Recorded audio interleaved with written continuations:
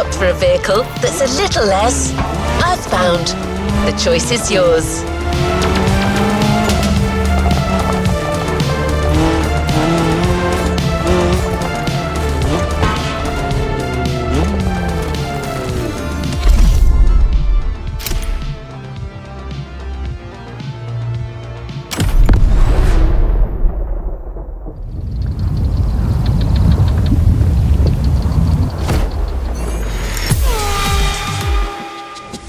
Podcast, guys. As you've seen, the playground is a motorsport paradise, but there's still a place that we haven't experienced so far: the sky.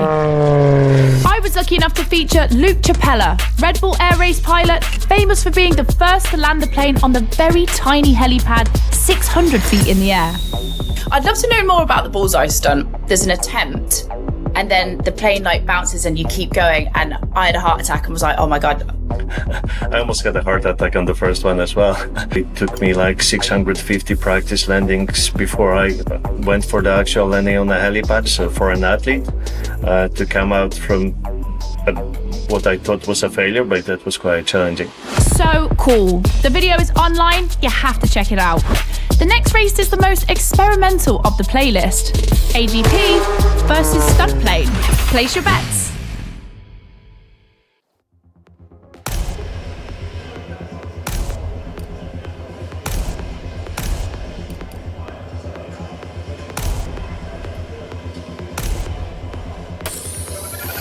Extra! That's not just my reaction, but also the name of your flying machine.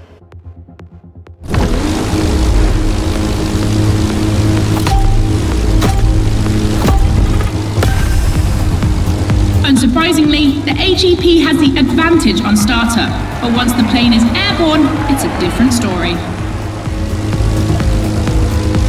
If you're a Red Bull addict, you'll probably know that this isn't the first time an AGP and a plane have been put on the same grid. Last time, it was in a straight line in a drag race.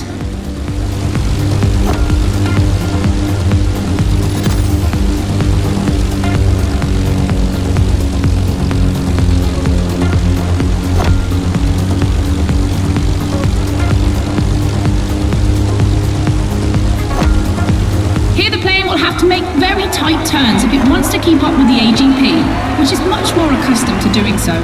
That's really exciting!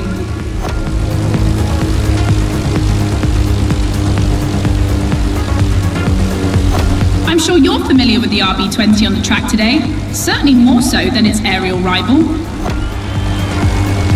Stressed for 10G and capable of reaching 975 meters per minute, its size makes it the perfect aerobatic aircraft. Let's hope our pilot will give us a taste.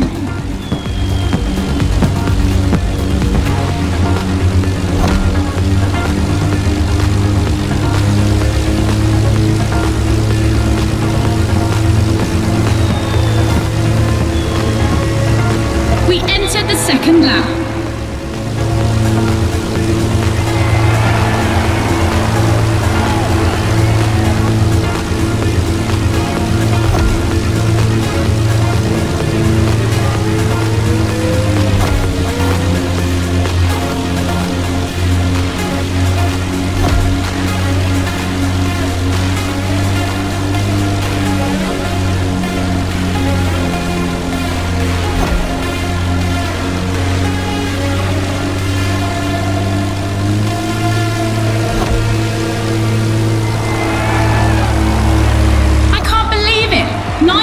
Wants to give up.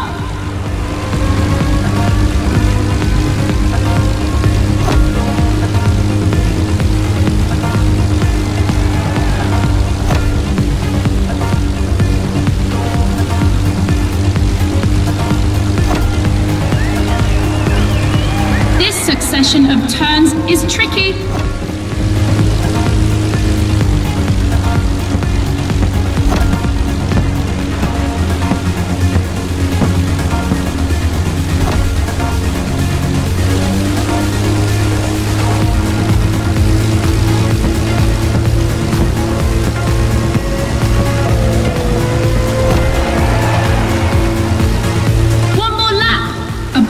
To pick up speed.